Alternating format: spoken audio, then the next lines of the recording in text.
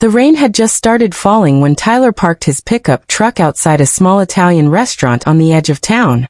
The sign above the door flickered slightly, and warm yellow light spilled onto the wet sidewalk.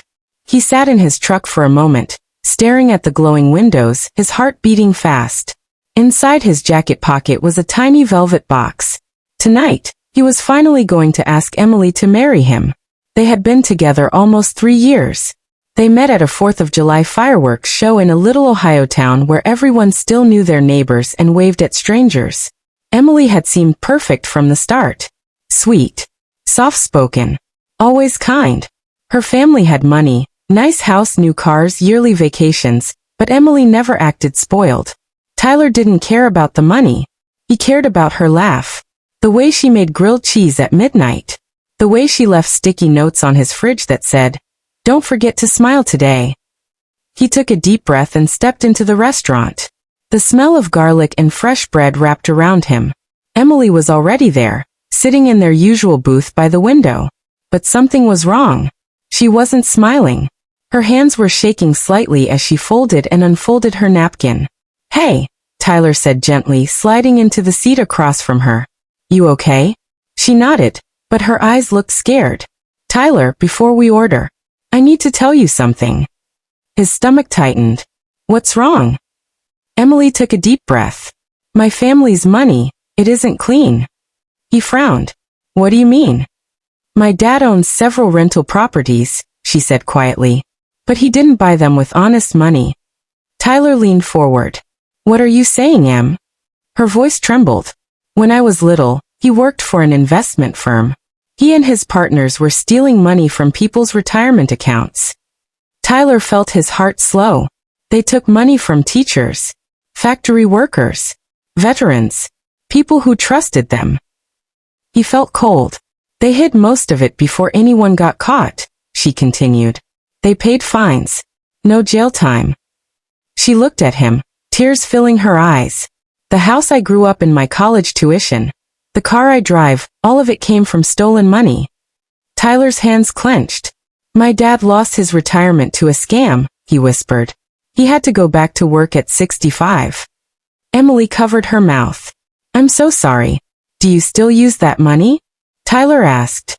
She nodded slowly. "I don't know how to leave it." Something inside Tyler broke. He stood up slowly. Emily looked confused. "Tyler, what are you doing?" He placed money on the table. "I can't build a life on stolen pain." She reached for his hand. "Please don't leave." His voice cracked. "I love you, but I love my parents more." He turned and walked out. The bell above the door rang softly behind him. Emily sat frozen in the booth, tears rolling down her face. She whispered his name, but he never looked back. And in that moment, she lost the future she thought she had. Emily didn't move for a long time after Tyler walked out. The waiter came twice to refill her water. She barely noticed. The soft jazz music kept playing like nothing in the world had just fallen apart. Her phone buzzed on the table. "Tyler, I'm sorry. I just can't live with this truth. I need space." Her chest felt hollow. She stared at the message until the letters blurred. When she finally stood up, her legs felt weak.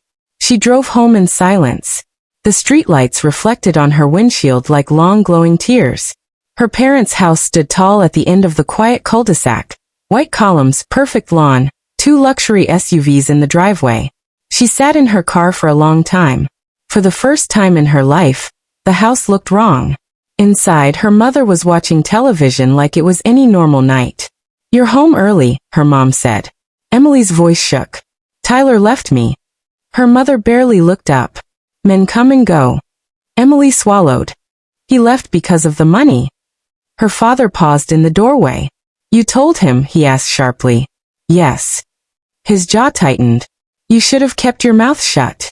Tears spilled down her cheeks. "This money hurt people." Her father's voice rose. "It feeds this family." Emily stepped back. "I don't want it." Silence filled the room.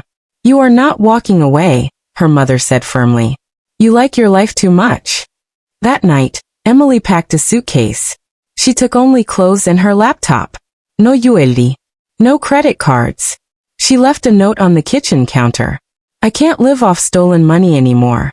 Then she walked out of the house that raised her, and into a future she didn't know how to survive. She rented a tiny studio apartment over a barber shop. The floor creaked. The heater rattled loudly at night. She found a job at a grocery store. She stood for hours bagging food and smiling at strangers. Her feet ached. Her hands were dry from sanitizer. But for the first time, her paycheck felt honest. One afternoon, an older woman came through her line. The woman stared at her. "You're his daughter," she said quietly. Emily froze. "My husband lost everything to your father." Emily's throat tightened. "I'm so sorry," she whispered. The woman studied her.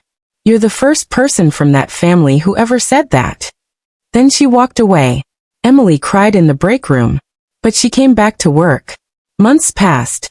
Emily volunteered at a local legal clinic helping scam victims fill out forms. She listened to their stories. Every story cut her heart open.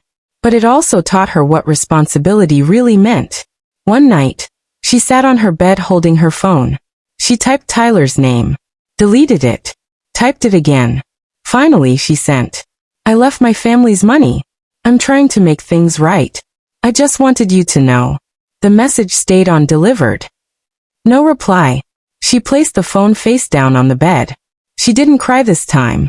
She simply whispered, "I deserve this." If this story touched your heart, please like this video. It really helps the channel grow.